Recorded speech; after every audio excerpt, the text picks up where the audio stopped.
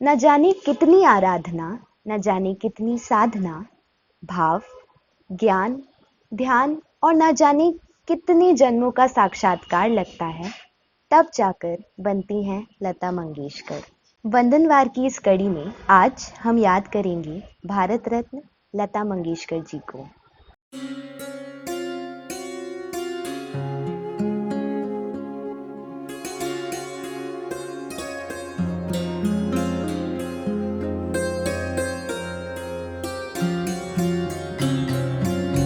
आओ करें दिन की शुरुआत, संग करें संगीत की बात। आया है लेकर उपहार, वंदनवार, वंदनवार, वंदनवार, वंदनवार।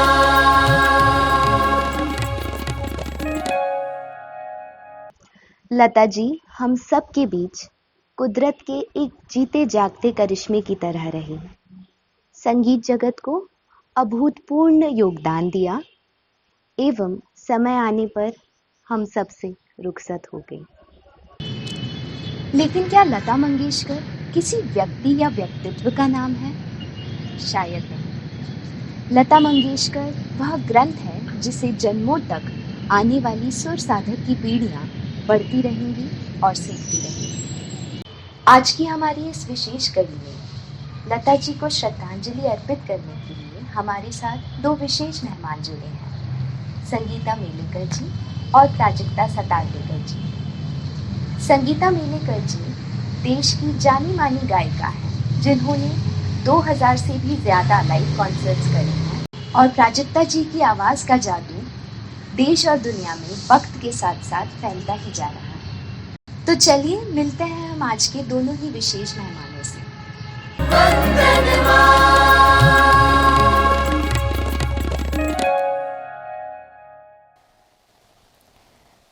हरे कृष्णा एवरीवन। आज हमारी प्यारी लता दीदी, हम सबकी चहेती लता दीदी हम में से पंचतत्व में विलीन हो चुकी है। उनके गानों के ज़रिए वो हमारे साथ हमेशा जीवित रहेंगी। उनके गाने सुनते सुनते मैं बड़ी हुई हूँ। उनके अद्भुत स्वरों ने जो मुझ पर संस्कार किए हैं, उनके लिए मैं उनकी अनंत काल तक ऋणी रहूँगी और उन्हें श्रद्धांजलि के तौर पर मैं उन्हीं के गाए हुए कुछ गाने आपके सामने पेश करने की कोशिश करूँगी। और मेरे आराध्य भगवान श्री राधा कृष्ण से मैं ये प्रार्थना करती हूँ कि वो उनकी पवित्र आत्मा को अपने चरण कमलों में स्थान दे। और बस इन्हीं शब्दों के साथ उन्हें गाकर ही श्रद्धांजलि देना चाहूँगी। हरे कृष्णा। दिन ढले जहाँ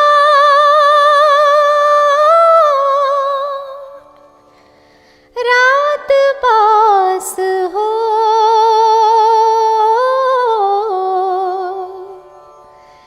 जिंदगी की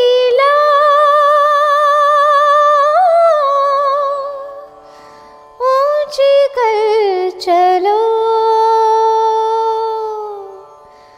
याद आए अगर कभी जी उदास हो, मेरी आवाज़ ही पहचान है, गर याद रही ओ नाम गुम जाएगा, चेहरा ये बदल जाएगा, मेरी आवाज़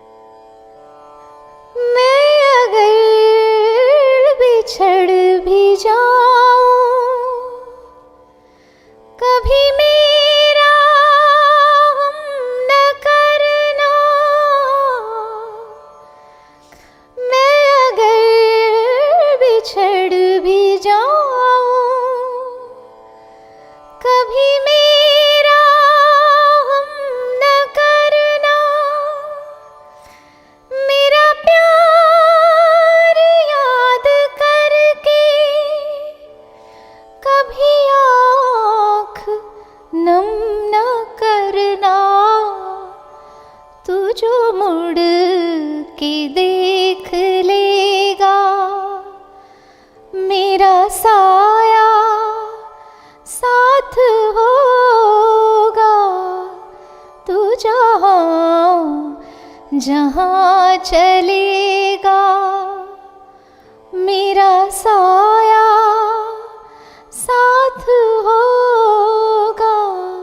मेरा साया, मेरा साया, मेरा साया, मेरा साया। ये अंधेरा घना छा रहा, तेरा इंसान घबरा रहा,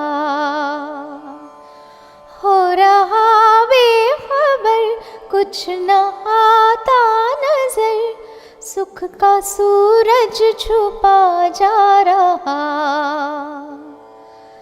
है। तेरी रोशनी में जो दम, तू अमावस को कर दे पूनम।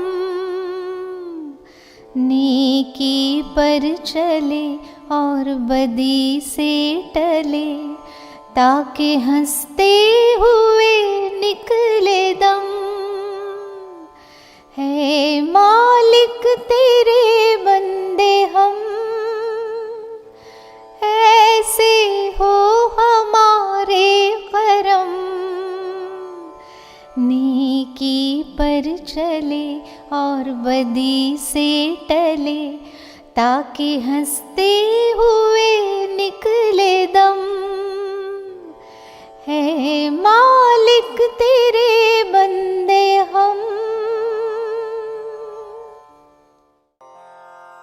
तुझा शिवारी जगले हसले, कड़ी कपारी अमृत प्याले। आता है परी सारे सरले, आता है परी सारे सरले। उरल मागना सोडून जाते गावरे,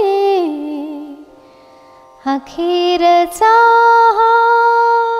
तुला दंडवत सोडून जाते गाव।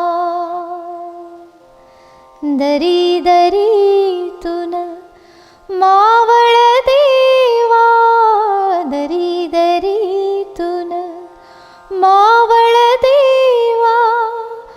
देऊळ सोडून धावरे, अखेरचा तुला दंडवत, तुला दंडवत, तुला दंडवत, तुला दंडवत। जब हम न होंगे तब हमारी खाक पे तुम रुकोगे। चलते चलते अश्कों से भीगी चांदनी में एक सदा सी सुनोगे। चलते चलते वहीं पे कहीं, वहीं पे कहीं हम तुमसे मिलेंगे। बन के कली बन के सबा बागे वफा में रही न रही हम महका करेंगे। बन के कली बन के सबा बागे वफा में रही न रही हम। संगीत और लता मंगेशकर, इन दो शब्दों का अर्थ मेरे जीवन में एक ही है। लता जी के गाने और उनकी गायकी मेरे वजूद का अभिन्न हिस्सा है जो कभी मुझसे अलग नहीं हो सकता। आज भले ही लता जी भौतिक रूप से हमारे बीच नहीं है, लेकिन उनका किया गया काम सदियों तक हम जैसे नए गाने वालों को रास्ता दिखाता रहेगा। मेरी उनको विनम्र श्रद्धांजलि।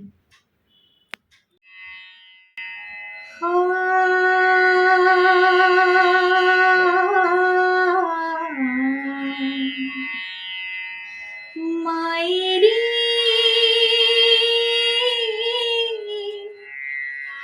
मैं कासे कहूँगी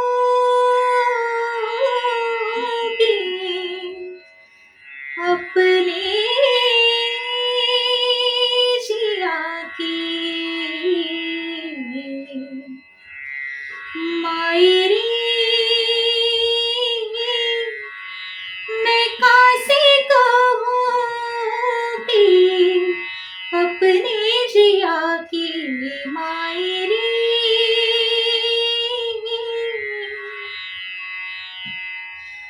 उस नयन के उनके मेरे लगे को बुझाए ना तन मन भिगो दे आके ऐसे घटा कोई छाए ना मोहे बहा ले जाए ऐसे लहर कोई आए ना उस नयन के उनके मेरे लगे को बुझाए ना पड़ी नदियाँ के किनारे मैं प्यासी मायरी हाँ मायरी मैं कासे कहूँगी अपने जिया की मायरी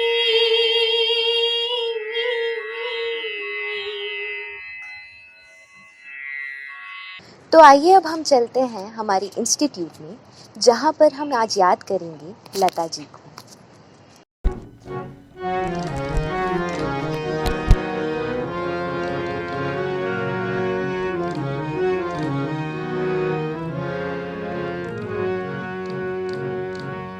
लग जा गले एक हंसी रात शायद फिर से जन्म में मुलाकात हो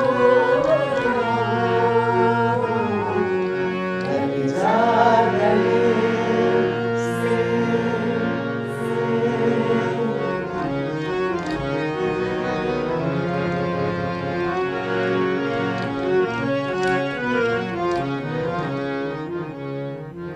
हमको मिली है आज ये घड़ियाँ नसीब से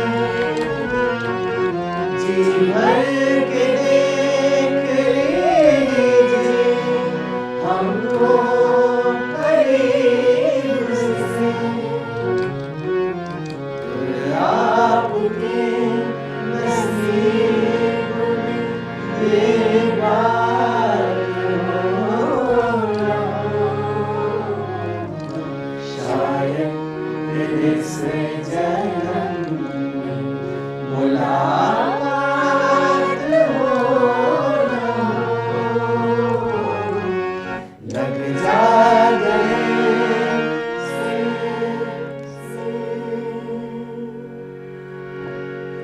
तो आइए इस खूबसूरत गीत के साथ आज हम लता जी के अविस्मरणीय योगदान जो कि फिल्म जगत में रहा है उसके बारे में थोड़ी चर्चा करेंगे।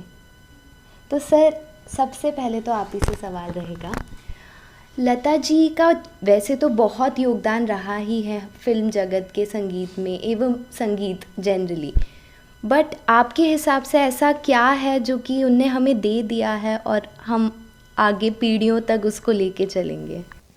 बिल्कुल। तो देखिए, उसके लिए बहुत ज़्यादा पीछे जाना चाहिए हमको और शुरू से देखना चाहिए कि सबसे पहले तो साइलेंट फिल्में होती थी, है ना, और फिर वो फिल्में आई जिनमें साउंड था, यानी जिसमें डायलॉग्स थे। तो ये क्या हुआ कि कभी इस बात पर विचार नहीं किया गया कि फिल्मों में म्यूज़िक होना चाहिए या नहीं। आपको पता है फर्स्ट बोलती फिल्म कौन सी थी? किसी को पता है? फर्स्ट बोलती जो फिल्म थी वो थी आलम आरा, और उसमें कितने गाने थे मालूम है? गेस करो। 50 सॉन्ग्स। तो ये कभी इंडिया में डिस्कशन का मामला रहा ही नहीं कि गाने होने चाहिए या नहीं, हॉलीवुड में होते ही नहीं है। बट हमारे यहाँ क्यों है ये पता है? क्योंकि फिल्म का उद्भव जो है, फिल्म का कॉन्सेप्ट जो आया है वो आया है जो नाटक होते थे हमारे यहाँ, जो फोक या गाँव में या और भी, जो जैसे मराठी में चले जाओ तो काफ़ी सारे नाट्य संगीत है वहाँ पूरा। और भी अगर हम पीछे जाए कि वहाँ भी कहाँ से आया, जितना पीछे मुझे समझ में आता है, आप सबको रामायण काल में ले चलता हूँ। जैसे लव कुश ने जब राम के सामने कथा सुनाई थी तो वो गाकर ही सुनाई थी, है ना। तो स्टोरी टेलिंग और म्यूज़िक हमेशा से एक ही कॉइन के दो पार्ट रहे इंडिया में। इसलिए जब फिल्म आई और जब फिल्म में साउंड आया तो ये विचार भी नहीं किया गया कि रखना चाहिए, नहीं, वो तो बाय डिफ़ॉल्ट हमारे खून में ही है म्यूज़िक, क्योंकि तो इसलिए वो आ ही गया। अब तो शुरू में क्या हुआ, ऐसे एक्टर्स लिए जाते थे, हीरो हीरोइन, जो गा भी सकते हैं थोड़ा बहुत, क्योंकि प्लेबैक सिंगिंग की ट्रेडिशन थी ही नहीं।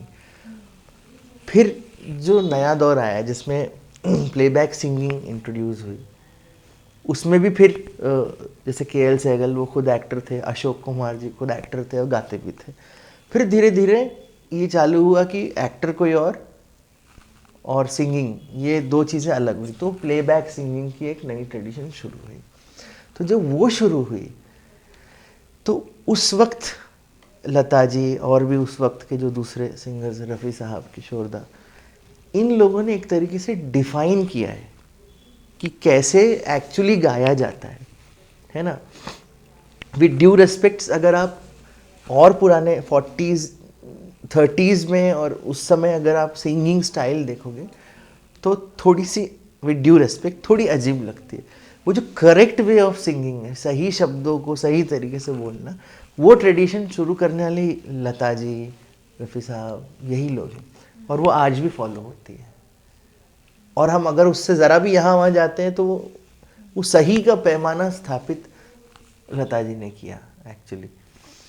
तो सबसे बड़ा कंट्रीब्यूशन तो ये है कि गाया कैसे जाए, है ना, वो बताया लता जी ने। फिर सुर का परफेक्शन, अब इन सब में तो खैर क्या ही बोलें, क्योंकि वो तो खुद अपने आप में मिसाल है। तो जो correct way of playback singing है, how to throw your voice, how to pronounce certain words on microphone, how to control breath, everything, तो ये सब चीज़ें हैं। तो सर मेरा एक क्वेश्चन था, जैसे हमारी फिल्म इंडस्ट्री में बहुत सारे म्यूज़िक डायरेक्टर्स आए हैं और लता जी ने बहुत सारे म्यूज़िक डायरेक्टर्स के साथ काम किया है और उनकी गायकी को यूज़ किया है, तो आप उसके बारे में कुछ बताएंगे? एक तो वो दौर ऐसा था ना कि जब अलग अलग स्टेट से सारे कंपोजर्स आए। जब नौशाद साहब आए तो नौशाद साहब का काम अगर देखोगे तो उसमें क्लासिकल और यूपी का फोक मिक्स्ड उनका काम था। एस.डी. बर्मन साहब का बंगाल का फोक था। ओपिनियर साहब ने तो खैर नहीं गवाया लता जी को, बट जैसे शंकर जयकिशन आए तो मॉडर्नाइज चीज़ें लेकर आए, वेस्टर्नाइज किया म्यूज़िक को, पूरे फिल्म म्यूज़िक को।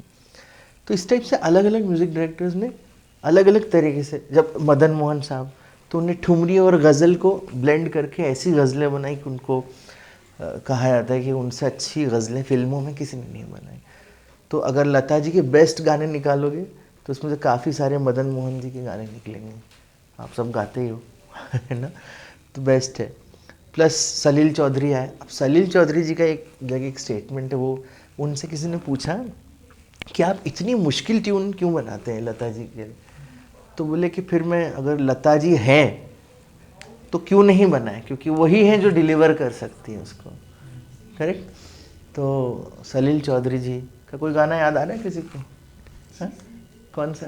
न जाने क्यों लता जी ने गाया सलिल हाँ चौधरी जी। सुनो एक स्थाई सुना दो।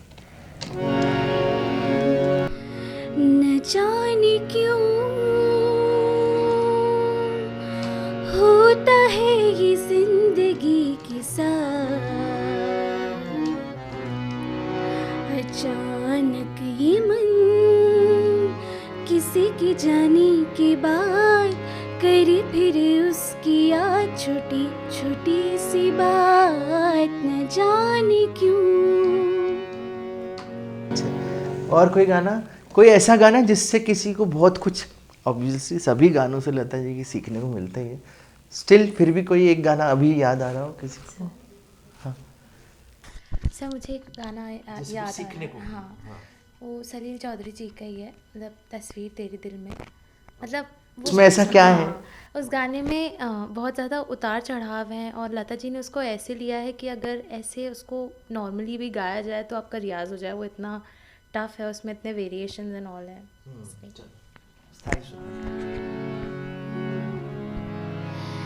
तस्वीर तेरे दिल में जिस दिन से उतारी है, फिर तुझे संग लेके नए नए रंग लेके सपनों की महफिल में, तस्वीर तेरे दिल में।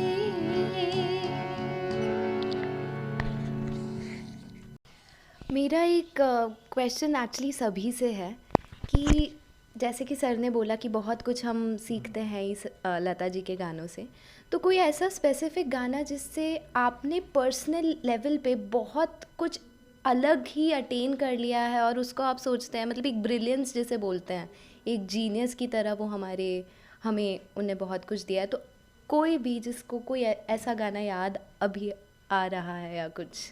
तो मुझे एक लता जी का गाना याद आ रहा है जो लक्ष्मीकांत प्यारेलाल जी की कॉम्पोजिशन है, और बेसिकली उसमें उन्होंने जैसे इमोशंस को एक्सप्रेस किया है और उनके एक्सप्रेशंस, और बेसिकली जो डिलीवर करना है, जो उस गाने के हिसाब से फीलिंग्स हैं, वो आपके सीधे दिल में पहुंचती हैं। इसीलिए मतलब मैं उनको बहुत मानती हूँ। कुछ गा के हाँ जी सर स्केल दे दीजिए। क्या स्केल दूं? शीशा। Major minor. भोर भई नित सूरज उगे, सांझ पड़े ढल जाए, ऐसे ही मेरी आस बंधे और बंध बंध कर मिट जाए, खबर मोरी ना लेने रे, खबर मोरी ना लेने रे। अब ये जो ने ये लिया है ना, लीनी रे, अब वो ऐसे भी ले सकते हो आप, लीनी रे, पर जो ने एम्फेसिस दिया है लीनी पे, तो वो इमोशंस आप तक पहुंच रहे हैं। बहुत दिन बीते बीते रे, बहुत दिन बीते,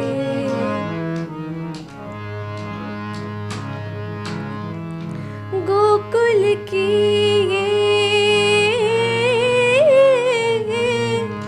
गोकुल की कलियां रोए, मधुबन की कलियां रोए, जमुना रोए, राधा रोए, रसवंती रंग रलियां रोए, मोरे श्याम हाय रोए रोए मेरे।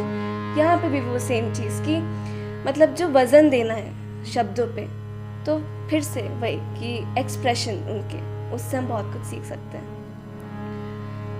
हाय रोए रोए मेरे दोने भरी ते बहुत दिन बीते बीते रे बहुत दिन बीते।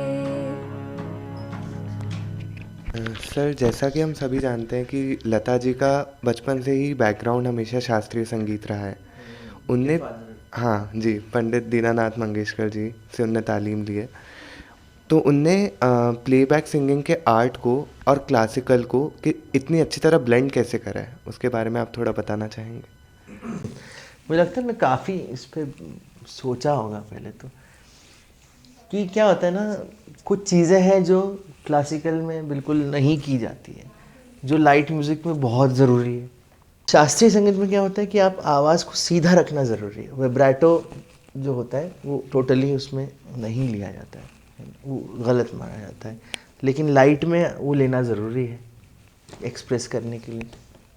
तो जैसे उदाहरण के लिए गाना, जैसे मान लीजिए हम हैं मताए कूचाओ बाजार बाजार, है ना। अगर इसको ऐसे गाएंगे, हम हैं, अभी हैं पे भी हम हैं, अगर स्ट्रेट कर दूं मैं शास्त्रीय संगीत के हिसाब से, हम हैं मताए कूचाओ बाजार के तरह, तो शायद लाइट म्यूजिक के हिसाब से वो सही कन्वे नहीं हुआ। तो ये सब ये इन्हीं लोगों की देन है जो आज हम सब लाइट म्यूजिक को समझ रहे हैं। तो ये सब अपने आप में यूनिवर्सिटीज़ हैं, तो ये फिर उसका एक्सप्रेशन ऐसे ही बनता है। हम हैं मताए कूचाओ बाजार के तरह, उठती है हर निगाह खरीदार के तरह, हम हैं और हम हैं। तो ये चीज़ें हैं, और भी बहुत सारी चीज़ें हैं। कहाँ पे वॉइस के वोकल डायनामिक्स यूज़ करना है, कहाँ आवाज़ को छोटा करना है, कहाँ बड़ा करना है। जैसे वो गाना एक आप गाते हो, ज्वाइन कर सकते हो साथ। रुला के गया सपना मेरा, नोटिस करना आप ये चीज़, ऐसे नहीं गाया उनने, रुला के गया सपना मेरा, ये नहीं गाया उन्होंने, गाया रुला के गया सपना मेरा, बैठी हूँ कब हो सवेरा, है ना, बैठी हूँ कब हो सवेरा, ये नहीं है, ये होती डायनामिक्स। तो ये इसका यूज, बैठी हूँ कब हो सवेरा, रुला के गया, रुला के नहीं, रुला के गया सपना मेरा। तो ये सब चीजें जब जुड़ती है ना, तो वो 3 मिनट में वो कमाल होता है फिर। ये चीज़ है। तो कोई एक ऐसा गाना गाए जो हम सब अपनी ओर से एक ट्रिब्यूट दे सके लता जी को। कौन सा गाएंगे? नाम गुम जाएगा, है ना?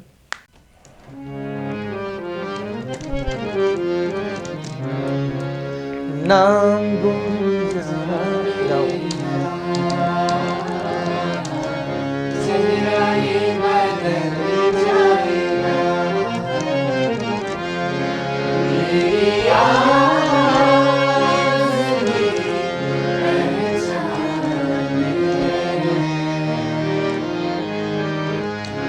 गर याद रहे वो नाम गुम जाएगा,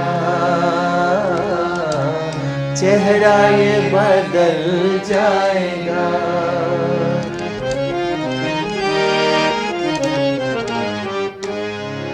वक्त के सितम